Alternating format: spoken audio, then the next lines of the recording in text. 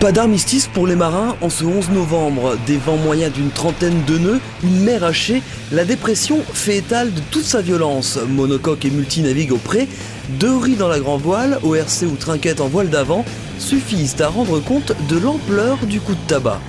On va rentrer dans le vif du sujet, on commence à dépasser la trentaine de nœuds là. Donc on prend les riz au fur et à mesure, on passe du grand caleçon au string quoi.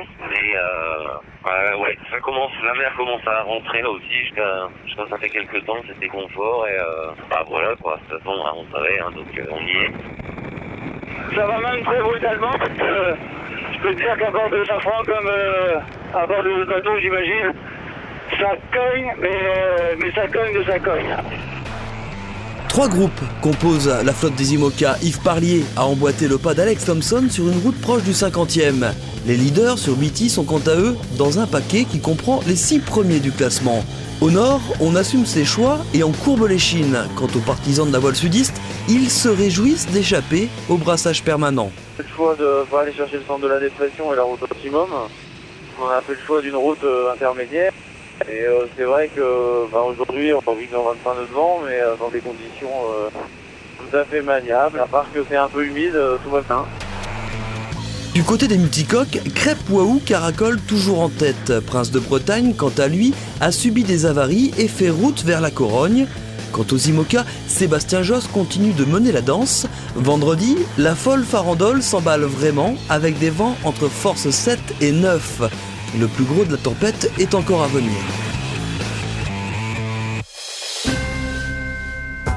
Une réflexion au hasard comme ça, au bonheur des dames. C'est vrai qu'elle a l'air heureuse dit depuis le départ. Ah non, je parlais du roman d'Émile Zola, Gentilissime cadeau de Noël à cause du monde. Bah, de toute manière, cette période du monde, il y en a partout. Ouais, dans les grands magasins, je veux bien, mais sur l'Atlantique quand même. Ah non, au contraire, il y a fou, je te l'assure. La preuve. On n'est pas tout seul ce matin.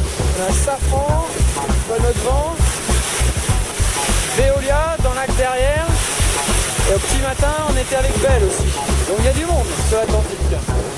Ouais, ils exagèrent pas un petit peu ces marins? Il n'y a pas de quoi se faire des nœuds au cerveau tout de même. Bah tiens, en parlant de nœuds, ça souffle fort.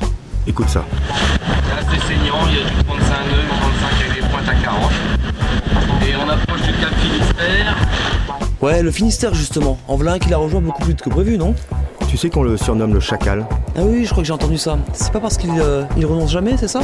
Jamais. Ouais, mais une fois n'est pas coutume, c'est l'abandon pour Armel cette fois-ci.